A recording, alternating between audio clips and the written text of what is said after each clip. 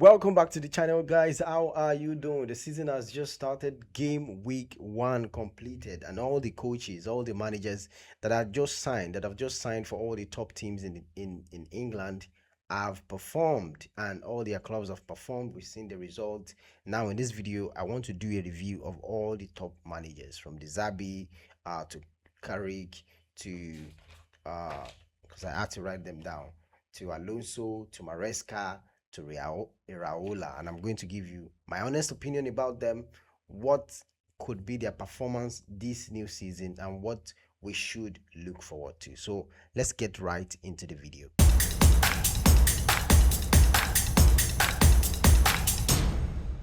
So I'm going to start with Roberto De Zerbi. Now, from what I see in Tottenham's game, yeah, because even me, I was watching that game and I was asking myself, what in the world is going on? Like, I cannot pinpoint. I just know that Brentford was just stronger. And then you come to think of it and you're like, what's happening? Tottenham have spent, they have really spent this summer, even though we might argue that some of the signings they made were just overly expensive, but then the club trying to get from one stage to the other. So, and spending is also part of the muscle you are going to flex if you want to show that, oh, I'm not the same club that I was yesterday. So you're going to have to spend some money. But then at the same time, we can also argue that that money that they have spent, it did not show in the first game that they played, especially having a coach like Roberto De Zerbi. So what I'm thinking is, I think De Zerbi will still have to deal with the sports cause, the cause of, you know, not really getting results, which you literally cannot explain. In the case of this first game, I do not know why they lost that game, and they lost the game 3-0. And anytime they show De Zerbi, you can literally see it on his face that this guy is like, what in the world is going on? Now let's not take it away from Brentford. Brentford is an absolutely fantastic team. They are good at what they do, and you cannot expect Tottenham to just come and beat them at home. But then at the same time, you do not expect Tottenham to come and lose 3-0. A team that has, a I'm sure that going into that game, those players, there will not be any fear. There will not be any. They will just be like, yes, guys, they will be motivated. Let's do it. Let's do it because of what the manager have told them, what they've heard from the manager, the inspiration, the motivation, and then they get to the pitch. I can't imagine. And then they get to the pitch. It's a whole new different story. So I think Roberto De Zerbi is going to have to still deal with the sports curse of the team not just performing well. You know, there was a coach like that said it's like the team lacks the drive, like the management lacks the drive. Maybe you might have to deal with that, and we'll just have to see as the season progress how he's going to handle it, whether he's going to have to say, hey, I can't do this anymore, or they're going to have to sack him. I don't know, but I think it might struggle a little bit. But this first year, they might just probably end up putting them in the mid table, maybe 8, 9, 10, 5th, 6th, somewhere around that. So now I'm going to go to Michael Carrick of Manchester United. My rating of Michael Carrick here, I think Manchester United fans should not put any pressure on Michael Carrick. And I have my reasons for saying that. Because if you look at Carrick is I know that last season he came up, looked like he raised, a dead man in Manchester United. He just came and Manchester United started performing. It's normal. When I saw that, I was like, it's called momentum. They were riding on momentum. Everybody was performing well. The team was doing really good, right? And everybody was happy, excited, and everybody was saying, "Oh, you have to give Carrick the game, give him the manager role." And now he has been given first game of the season, first assignment of the season, got trashed by a team that just got into the league. Sorry, man, I shouldn't have laughed. Got trashed 2-0, and it is not just being beaten 2-0, it is how Manchester United lost. So now everybody's like, oh, maybe it's just starting. Maybe Manchester United is not really going to have a good season. Well, first of all, I would advise you, as an Arsenal fan, having gone through Arteta's project, coming from Arsene Wenger, having gone through Emery, I'm going to tell you, first of all, you need to understand that Michael Carrick is still going to have to settle that team. Manchester United now, not just the player now, not just on the side of the player, is going to have to do what Arteta did in Arsenal. The problem is maybe he does not really have that much time that Arteta had, to fix Arsenal. Maybe he does not have it, but he's going to have to probably do the same. And important things that we need to do. Number one, you will first of all need to get Manchester United team, the club, to understand where they are and probably where they need to be, taking them back to what they used to be. You know, Arteta will always talk about the history of the club, that the history of the club, this is what this club stands for, this is what this club has done in the past. Carrick will need to grind on that. Manchester United is an enormous, gigantic club. There is a way that Manchester United needs to do things. There is a particular kind of culture that Manchester United need to have, which might just be that all the old system within the club do not have that yet. Which might yesterday I saw a video of Arsenal players, Calafiori, Mosquera, helping, like the something like the cleaners of the club. And people were talking about the fact that, oh, it shows like the culture in the club, in Arsenal. And that's the same thing that the Carrick will have to do. He will have to build that club right from the ground and take it to where he dreams that Manchester United actually can be. And that might take some time.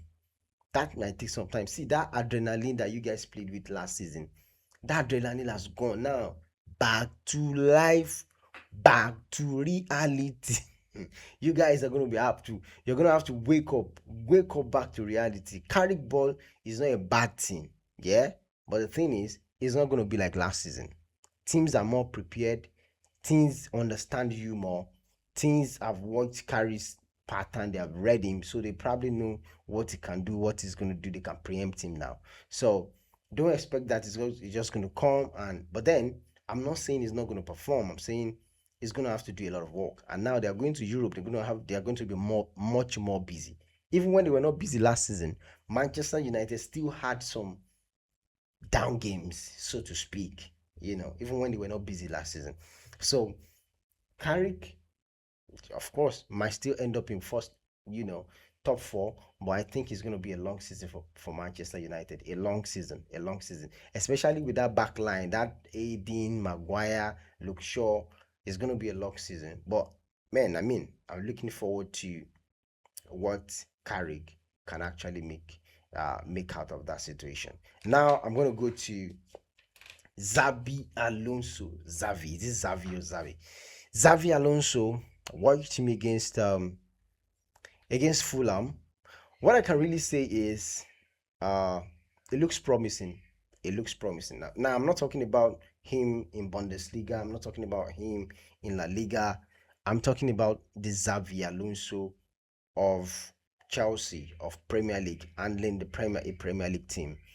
I strongly think, like I said before, it looks very promising.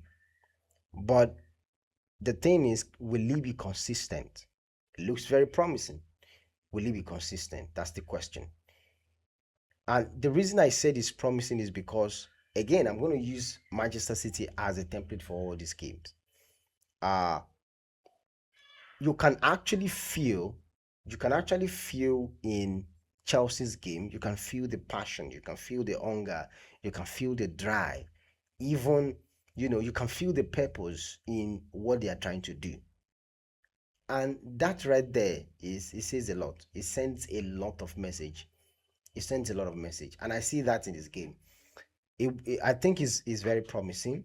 But the thing is, Premier League is a very tough team. It's a very, very tough league. So the small clubs, the Brighton of this world, the Brentford of this world, the Wolves of this world, will come up at you, will give you issues. So can he actually handle that? This is not even talking about Arsenal or Manchester United.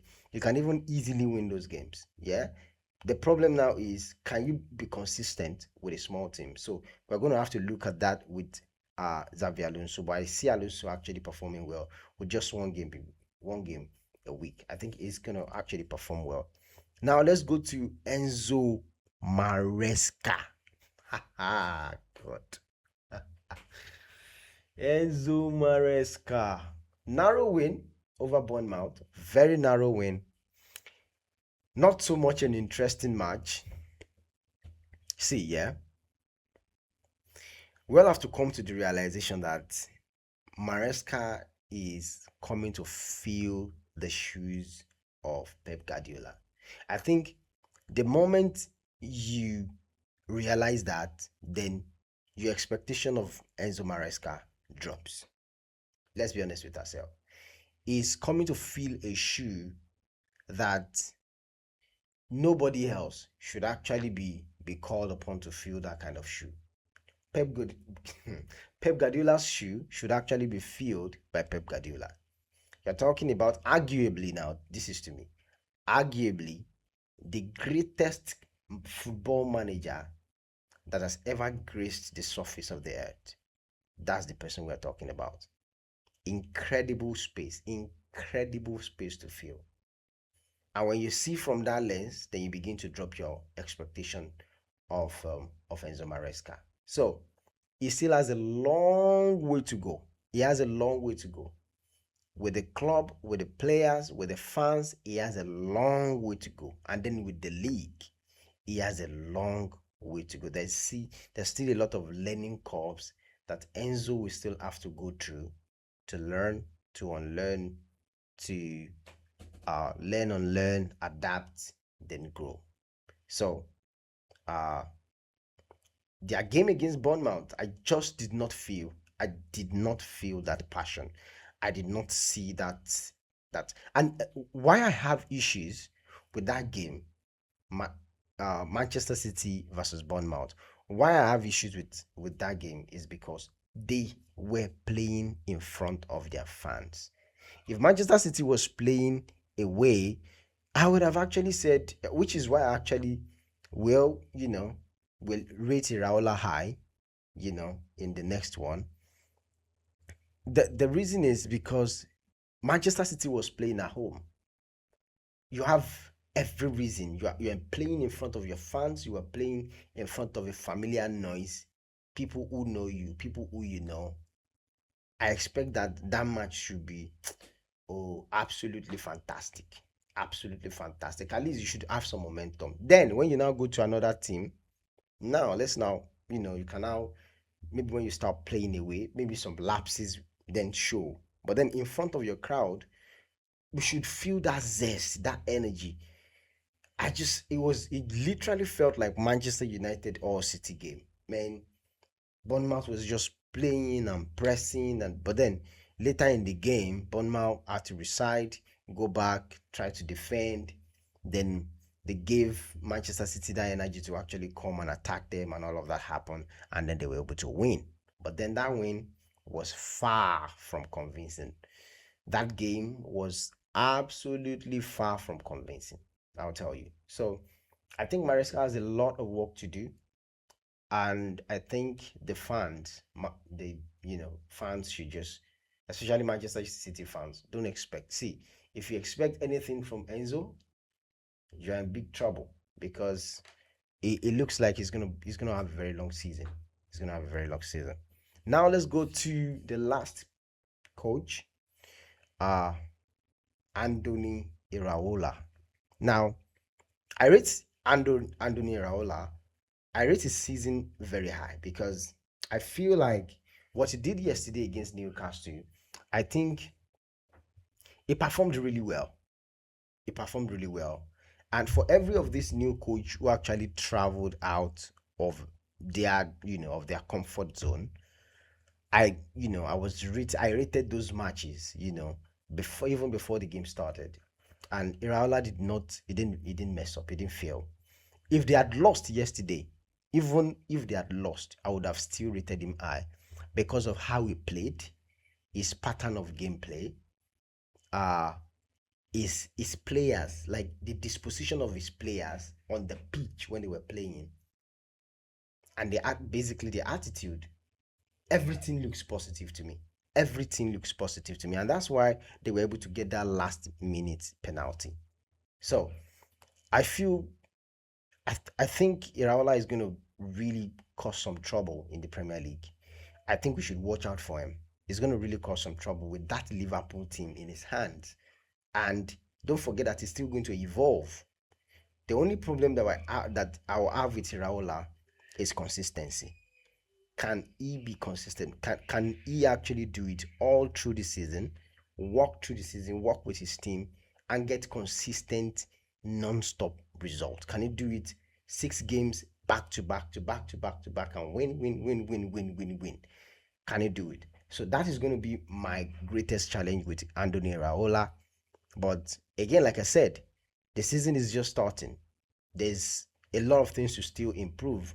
There's a lot of knowledge to still gain. And as he, of course, gains this knowledge, he gets to know more, then he's able to do more with the knowledge that he has, given that he's not even new to the Premier League. So I rate him very high. I'm expecting a lot from him.